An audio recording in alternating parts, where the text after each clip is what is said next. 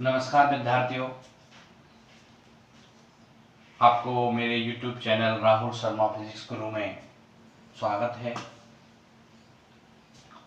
अभी तक हमारे लेक्चर नंबर 15 हो गए। आज हम लेक्चर नंबर 16 का डिस्कस करेंगे और लेक्चर नंबर 16 में हमारा जो टॉपिक है वो है अनंत रेखीय आवेशित तार पर आधारित उदाहरण, जो कि बहुत इंपोर्टेंट है और माध्यमिक शिक्षा बोर्ड में भी ये पूछे गए हैं। इस लेक्चर नंबर 16 से पहले एक हमारा लेक्चर नंबर 15 था, उसमें हमने अनंत रेखीय आवेशित तार के कारण किसी बिंदु पर विद्युत क्षेत्र की तीव्रता का अध्ययन किया था और उसका जो फॉर्मूला आया था वो था E बराबर 2k लैम्बडा अपॉन r। ये फॉर्मूला निकल के आया था 2k लैम्बडा अपॉन r। हमारे अनंत रेखीय आवेशित तार पर विद्युत क्षेत्र की तीव्रता ज्ञात करने के लिए हमारा लेक्चर नंबर 15 देखिए, और जहां पर ये फॉर्मूला लास्ट में आया है E बराबर 2k लैम्बडा अपॉन r। के जो है वो आपका पता है, सार्वत्रिक नेतांक है, समानुपाती नेतांक है, जिसकी वैल्यू होती है 1/4πε0।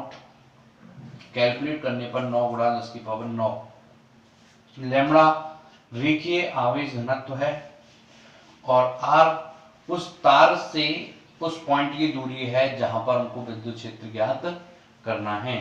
ठीक है, तो अब इसके ऊपर हम कुछ एग्जांपल्स देख लेते हैं। तो पहला जो एग्जांपल्स है वो है एक अपरिमित कह दो या अनंत कह दो, एक ही बात है, विस्तार के सीधे तार पर रेखीय आवेश घनत्व, यानी ये क्या दिया हुआ है, ये दिया हुआ है आपका लैम्बडा रेखीय आवेश घनत्व। इस रेखीय आवेश से वायु में 20 सेमी दूरी पर, यानी ये कितनी दूरी है, r दिया हुआ है, ये कितना दिया हुआ है, r, ये r है आपका, दूरी पर स्थित बिंदु पर विद्युत क्षेत्र की तीव्रता का परिकलन कीजिए। तो सीधा सा फॉर्मूला है E बराबर 2k लैम्बडा अपॉन r। यहाँ k की जो वैल्यू है वो है 9 गुणा 10⁹ लैम्बडा की जो वैल्यू है वो है कितना, 2 गुणा 10⁻⁶। माइक्रो को चेंज कर दिया है 10⁻⁶। r जो दिया हुआ है वो कितना है, 20 सेमी, 20 को चेंज कर दिया है 20 गुणा 10⁻² मीटर। तो इसकी जो यूनिट है, के की जो यूनिट है वो है आपकी न्यूटन मीटर स्क्वायर बटे कूलम स्क्वायर। इसकी है कूलम अपॉन मीटर और इसकी तो मीटर, जो भी दूरी है। हमको ये सारे मान इस फॉर्मूले में रखने हैं तो विद्युत क्षेत्र की तीव्रता आ जाएगी। तो देखिए रखते हैं,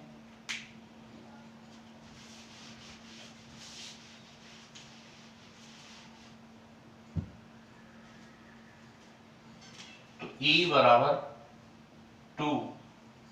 9 गुणा 10⁹ इंटू लैम्बडा 2 गुणा 10⁻⁶ अपॉन 20 गुणा 10⁻²। ठीक है, तो सॉल्व करते हैं, ये हो जाएगा ऊपर 2 4 और 9 36 गुणा कितना बचा 10⁻³ अपॉन 20 गुणा 10⁻²। ठीक है, ऊपर जाएगा 36 अपॉन 20 गुणा 10⁻³ ये है, ऊपर जाएगा 2 तो ये प्लस का हो जाएगा, तो ये हो जाएगा 5। कितना आएगा, 36 में 20 का भाग देंगे 1.8। ठीक है, गुणा 10⁵। अब हम निकाल क्या रहे हैं, ई का जो मात्रक होता है वो न्यूटन बटे कूलम, न्यूटन बटे कूलम। तो ये वाला क्वेश्चन आ गया कि एक अनंत रेखीय आवेशित तार से 20 सेमी दूरी पर विद्युत क्षेत्र की तीव्रता। ठीक है, नोट कर लीजिए, अगला क्वेश्चन करेंगे।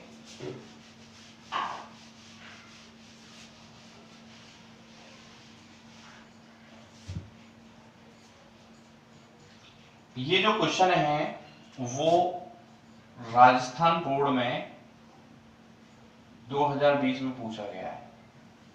इससे पहले भी ये क्वेश्चन पूछ लिया गया है, लेकिन ये अपने आप में एक मोस्ट क्वेश्चन है। कॉन्सेप्ट जो कहता है उसके आधार पर ये क्वेश्चन है। 11th क्लास का भी कॉन्सेप्ट इसमें आता है। ठीक है, तो देखते हैं, पढ़ते हैं पहले इस क्वेश्चन। क्वेश्चन क्या कहता है? क्वेश्चन कहता है कि एक इलेक्ट्रॉन 0.1 मीटर त्रिज्या के वृत्ताकार पथ पर अनंत रेखीय आवेश के चारों ओर चक्कर लगा रहा है। चक्कर लगा रहा है तो चक्कर लगाने के लिए या वर्तुल गति करने के लिए क्या चाहिए? अवकेंद्रीय बल। ये मैंने आपको 11th क्लास में बताया था। क्या चाहिए? अवकेंद्रीय बल। कोई भी पार्टिकल या कोई भी वस्तु जब चक्कर लगाती है तो उस चक्कर लगाने के लिए उसको चाहिए अवकेंद्रीय बल। देखो उसको कहां से मिलता है। चक्कर लगा रहा है, यदि रेखीय आवेश घनत्व 10 की पावर -6 यानी ये दिया हुआ है लैम्बडा, तो इलेक्ट्रॉन का वेग यानी v पूछ रहा है और दिया हुआ है me 9.01, वैश्यता की दृष्टि से दिया हुआ है 9.0, वैसे होता है 9.1। 9.0 गुणा 10 की पावर -31 kg। E की वैल्यू जो दी हुई है वो है 1.6 इंटू 10 टू द पावर -19। तो देखिए पहले इसका चित्र बनाते हैं, ये आपने नोट कर लिया होगा। एक अनंत रेखीय आवेशित तार है और मैंने बताया था कि अनंत रेखीय आवेशित तार क्या होता है।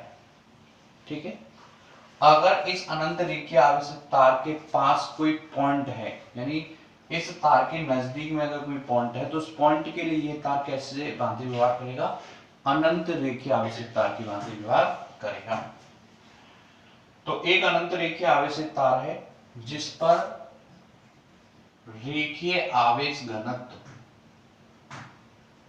यानी लैम्बडा दिया हुआ है 10 की पावर -6 कूलम अपॉन मीटर। ठीक है, वो कह रहा है इसके चारों ओर एक इलेक्ट्रॉन चक्कर लगा रहा है। ठीक है, इसको हम बाद में लिख देंगे। एक इलेक्ट्रॉन इसके चारों ओर क्या लगा रहा है? चक्कर।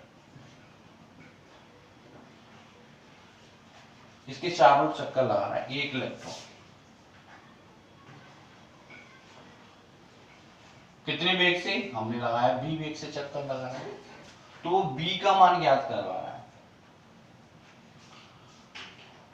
ठीक है, यहां पॉजिटिव चार्ज है, यहां नेगेटिव चार्ज है, इसको ये आकर्षित करेगा, लेकिन इस पे बल भी तो लग रहा है। प्लस क्यू चार्ज के कारण, प्लस क्यू चार्ज से इलेक्ट्रिक फील्ड लगेगा। इलेक्ट्रिक फील्ड यहां अगर हम ये पॉइंट है तो यहां पर r दूरी पर जो इलेक्ट्रिक फील्ड होगा वो E वेक्टर बराबर 2k लैम्बडा अपॉन r होगा। इस इलेक्ट्रिक फील्ड के कारण ये इलेक्ट्रॉन एक बल अनुभव करेगा। जब हमने फर्स्ट चैप्टर में पढ़ा है कि जब किसी इलेक्ट्रिक फील्ड में किसी चार्ज को लाते हैं, टेस्ट चार्ज को लाते हैं, तो वो आकर्षण या प्रतिकर्षण का अनुभव करता है। वो आवेश की प्रकृति पर निर्भर करता है कि यहाँ कौन सा आवेश, तो ये आकर्षण बल का अनुभव करेगा। तो कितना बल अनुभव करेगा? F बराबर क्यू ई, F वेक्टर बराबर क्यू ई वेक्टर, कितना बल अनुभव करेगा? Q की जगह हम यहाँ E लिख सकते हैं, F वेक्टर बराबर ई वेक्टर। E क्यों लिखा है? क्योंकि यहाँ पे इलेक्ट्रॉन्स है। ठीक है, जब इस इलेक्ट्रॉन्स को जब हमने इस पॉइंट पे रख दिया तो ये बल अनुभव करेगा, और ये इस बल के कारण ये इलेक्ट्रॉन्स चारों दिशाओं में गति करेगा। यानी ये वाला बल है ना, ये इलेक्ट्रॉन्स को क्या प्रदान कर रहा है? अवकेंद्रीय बल प्रदान कर रहा है। ठीक है, तो लिखेंगे F वेक्टर बराबर ई वेक्टर, इलेक्ट्रॉन्स को अभिकेंद्रीय बल प्रदान करेगा।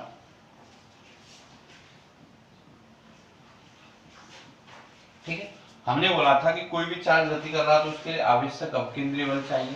अपकेंद्रीय बल कोई ना कोई चीज प्राप्त करता है। जैसे पृथ्वी के चारों ओर चंद्रमा चक्कर लगा रहा है, तो चक्कर लगा रहा है तो उसके लिए क्या चाहिए? अपकेंद्रीय बल। तो कहीं ना कहीं से उसको प्राप्त होगा, तो वो कहां से प्राप्त हो रहा है? पृथ्वी और चंद्रमा के बीच लगने वाला गुरुत्वाकर्षण बल। ठीक है, इलेक्ट्रॉन्स नाभिक के चारों ओर चक्कर लगा रहे हैं, तो चक्कर लगा रहे हैं तो अपकेंद्रीय बल चाहिए, तो वो कहां से मिलेगा उसको? इलेक्ट्रॉन्स और नाभिक के मध्य में लगने वाला कूलाम आकर्षण बल। ऐसे यहां पर कि ये इलेक्ट्रॉन्स के चारों ओर चक्कर लगा रहा है, तो इस इलेक्ट्रॉन को अपकेंद्रीय बल कहां से मिलेगा? इस इलेक्ट्रॉन पर इस रेखीय आवेश तार के कारण लगने वाले बल से। और वो कितना होता है? F वेक्टर बराबर Q E वेक्टर। ठीक है, E क्यों लिया गया है? क्योंकि ये बल किस पे लग रहा है? इलेक्ट्रॉन्स पे लग रहा है, इसलिए। तो ये दोनों अपकेंद्रीय बल आपको पता है क्या होता है 11th क्लास में? mv²/r। ठीक है, तो ये दोनों बल आपस में क्या होंगे? बराबर होंगे। ये कंसेप्ट है, ये दोनों बल आपस में क्या होंगे? बराबर होंगे। तो mv²/r बराबर F वेक्टर, और F वेक्टर कितना है? E vector. हमें निकालना है D का मान, तो b² बराबर, इन दोनों को ले लो, E R अपॉन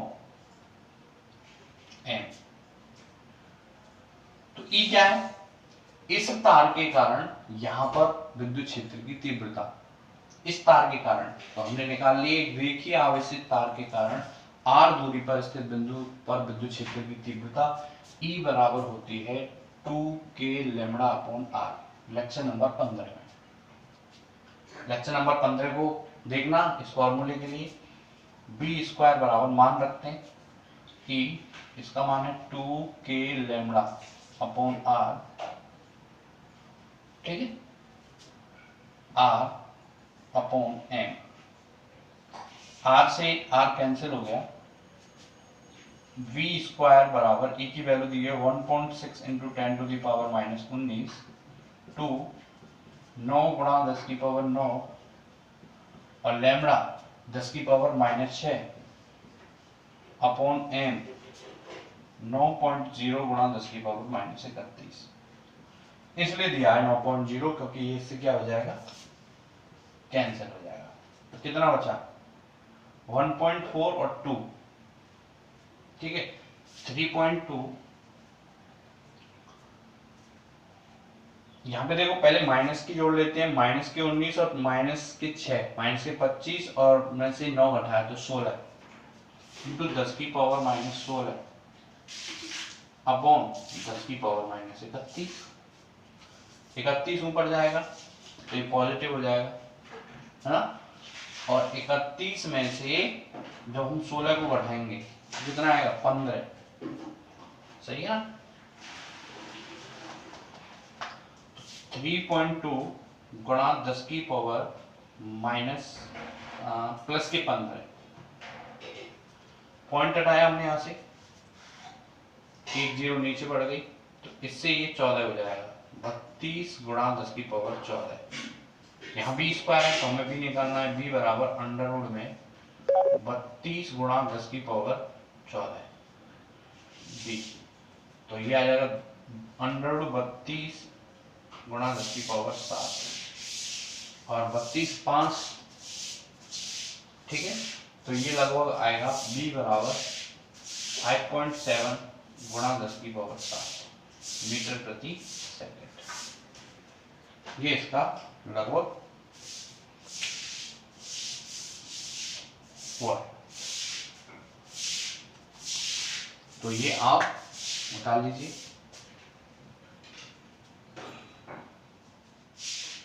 देखिए, अगला हमारा जो टॉपिक है वो है अपरिमित समरूप आवेशित अचालक परत के कारण विद्युत क्षेत्र की तीव्रता। एक अपरिमित अचालक परत का एक भाग एबीसीडी चित्र में दर्शाया गया है।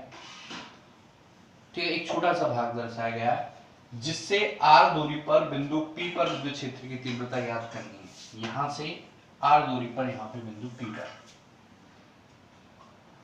इस परत का जो पृष्ठ आवेश घनत्व है सिग्मा, यानी इकाई लंबाई पर आवेश, इकाई क्षेत्रफल पर आवेश की मात्रा सिग्मा है, तथा इस परत को Q आवेश से समरूप आवेशित किया गया है।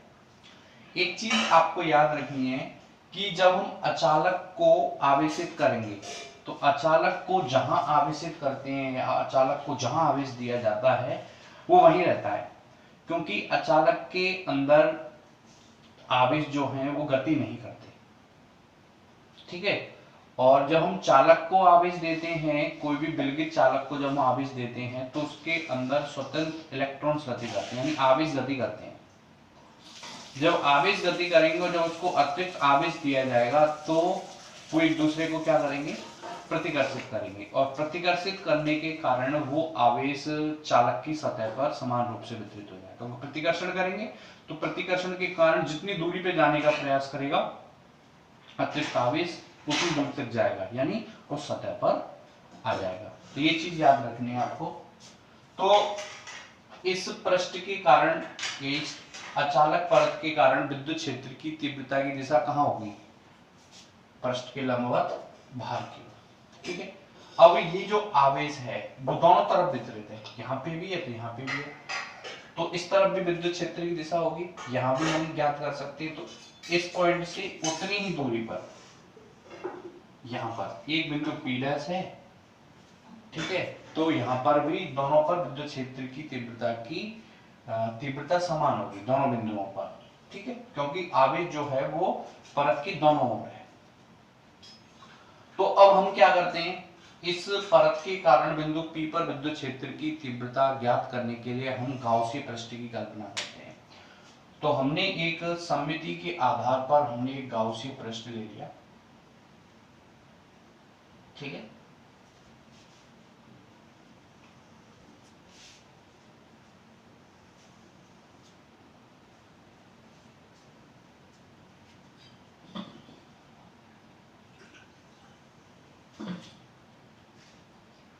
बेलनीय गाउसीय पृष्ठ।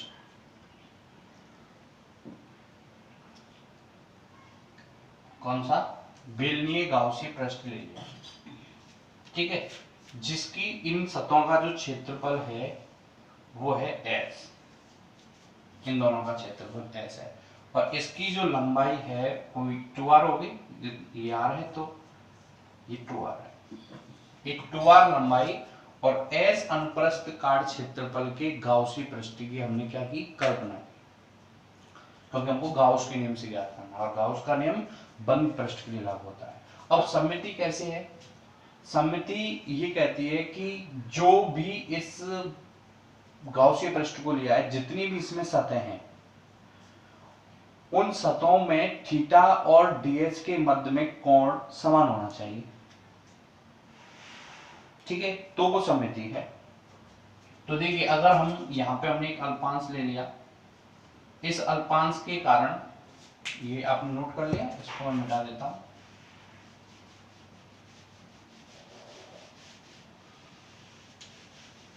स्क्रीनशॉट ले लेना, उसका नोट कर लेना। अल्पांश ले लिया, अल्पांश की दिशा हमेशा तल के लंबवत होती है, ds वेक्टर, और इलेक्ट्रिक फील्ड या इलेक्ट्रिक फील्ड की जो डायरेक्शन है वो भी इस दिशा में, E वेक्टर। तो यहाँ भी थीटा बराबर 0 है। अगर चाहे आप यहाँ लो, यहाँ पे अल्पांश ले लो तो भी E वेक्टर इस दिशा में होगा और ds भी इस दिशा में होगा, तो थीटा बराबर 0। तो इस वाले पृष्ठ पर, इस बेलनाकार गाउसीय पृष्ठ की इस वाले पृष्ठ पर थीटा, ई और डीएस के मध्य में थीटा समान है, तो ये सममिति है। इस वाले पृष्ठ पे देखो, इलेक्ट्रिक फील्ड की डायरेक्शन ऐसे, और यहाँ पे अगर डीएस अल्पांश है, इसकी भी डायरेक्शन डीएस ऐसे, तो थीटा बराबर 0। ये भी पृष्ठ सममिति में। और यहाँ देखें ये वाला पृष्ठ, तो यहाँ पर अगर हमने ये अल्पांश ले लिया तो इसकी डायरेक्शन डीएस वेक्टर बराबर, डीएस वेक्टर तल के लंबवत, ई वेक्टर ऐसे, तो यहाँ थीटा बन रहा है 90 डिग्री। यहाँ पे देखिए डायरेक्शन ds की ऐसे और ई वेक्टर ऐसे, तो यहाँ पे भी थीटा बराबर क्या बन रहा है 90। यानी हमने जितनी भी सरफेस ली है गाउसीय पृष्ठ में, जितनी भी सरफेस आ रही है उन सरफेस में ई और ds के मध्य थीटा बराबर 0 है। तो दो स्थिति होनी है, तो थीटा बराबर 0 होना चाहिए या थीटा बराबर 90 होना चाहिए, जो है। तो हम कह सकते हैं कि अपरिमित समरूप आवेशित अचालक परत के लिए ये हमारे पास जो बेलनीय पृष्ठ लिया है वो सही है। ठीक है, अब हम क्या करते हैं, इस बेलनीय पृष्ठ से या बेलनाकार गाउसीय पृष्ठ से कितना फ्लक्स निकल रहा है वो गाउस के नियम से हम ज्ञात करेंगे। E vector dot ds vector बराबर समेशन q बटे एप्सिलॉन नॉट, ये होता है। ठीक है, इस बंद पृष्ठ या गाउसीय पृष्ठ से कितना फ्लक्स निकल रहा है वो होगा E vector dot ds vector summation q बटे एप्सिलॉन नॉट होगा। अब इसमें कितनी पृष्ठ हैं, हमने ये पृष्ठ मान ली S1 S2 और ये पृष्ठ S3, तो इसको तोड़ लेते हैं। S1 E vector dot ds vector plus S2 E vector dot ds vector plus E vector dot ds vector S3 बराबर समेशन q बटे एप्सिलॉन नॉट। पृष्ठ S1 में E और ds के मध्य में एंगल कितना है, थीटा बराबर 0, तो इसको खोलिए E ds cos 0 प्लस इसको भी खोलिए E ds cos 0 प्लस इसको भी खोलिए E ds cos 90 बराबर समेशन q बटे एप्सिलॉन नॉट। ठीक है, इनकी वैल्यू तो 1 होती है, cos 0 इसकी वैल्यू 0 होती है, तो हमारे पास आएगा S1 बराबर E ds, S2 बराबर E ds बराबर समेशन q क्या है, इस बेलनाकार गाउसीय पृष्ठ के अंदर आने वाला आवेश। तो वो कैसे निकालेंगे, इस पूरे पृष्ठ का जो रेखीय पृष्ठ आवेश घनत्व वो सिग्मा, वो होता है एकांक क्षेत्रफल पर आवेश की मात्रा सिग्मा। तो इतने क्षेत्रफल पर इसका क्षेत्रफल क्या है, S माना है ना, एक बेलनाकार अनुप्रस्थ काट का क्षेत्रफल S है, तो S में कितना होगा, एक में सिग्मा है, तो S में कितना होगा सिग्मा S और वही होगा आपका समेशन Q, तो सिग्मा S बटे एप्सिलॉन नॉट। E गाउसी पृष्ठ पर E कांस्टेंट रहता है, तो E यहाँ पर भी कांस्टेंट है, E यहाँ पे भी कांस्टेंट है, E बाहर आ जाएगा।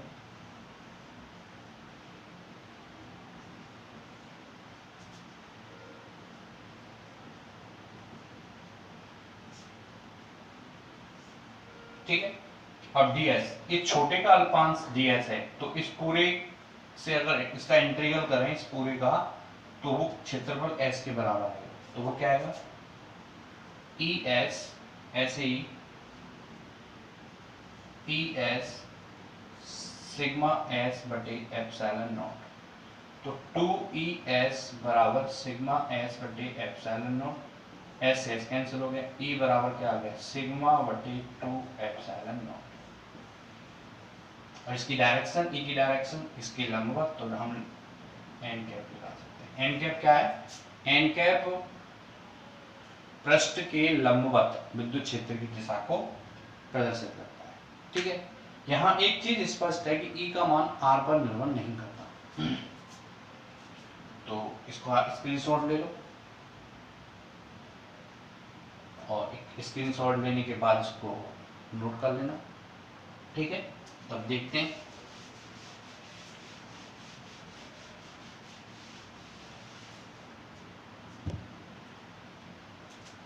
अगर हम E और R में ग्राफ खींचे तो हमारे पास ग्राफ कैसा बनेगा, ऐसा, यानी दूरी को कितना भी बढ़ाते चलो, दूरी को इस दिशा में कितना ही बढ़ाते चलो, ई का मान फिक्स रहेगा, और ई जो है वो सिग्मा पर निर्भर करता है। अगर ई और सिग्मा में हम ग्राफ खींचें तो कैसी लाइन प्राप्त होगी, स्ट्रेट लाइन, क्योंकि ई सिग्मा के क्या है, समानुपाती, और आर पर निर्भर करता ही नहीं है। तो ठीक है, तो इस आर को चाहे यहाँ लो चाहे यहाँ लो, चाहे इस दूरी को बढ़ाते जाओ, चाहे यहाँ पर अगर आप पॉइंट पहुंचे यहाँ पे पूछे इसके नजदीक विद्युत क्षेत्र की तीव्रता क्या होगी, सिग्मा अपॉन 2 एप्सिलॉन नॉट यहाँ पूछता है, सिग्मा अपॉन 2 एप्सिलॉन यहाँ पूछता है, सिग्मा अपॉन 2 एप्सिलॉन नॉट, यानी परत से कितनी भी दूरी पर अगर आपसे पूछता है वो अचानक परत से विद्युत क्षेत्र की तीव्रता कितनी ही दूरी पर पूछता है तो वो क्या होगा, सिग्मा अपॉन 2 एप्सिलॉन नॉट होगा। ठीक है, तो यहाँ आर पे निर्भर नहीं करता, अचानक परत के कारण विद्युत क्षेत्र की तीव्रता आर पर निर्भर नहीं करती। ठीक है, तो ये आपको याद रखना। ठीक है, तो आज के लेक्चर में इतना ही। Thank you for watching.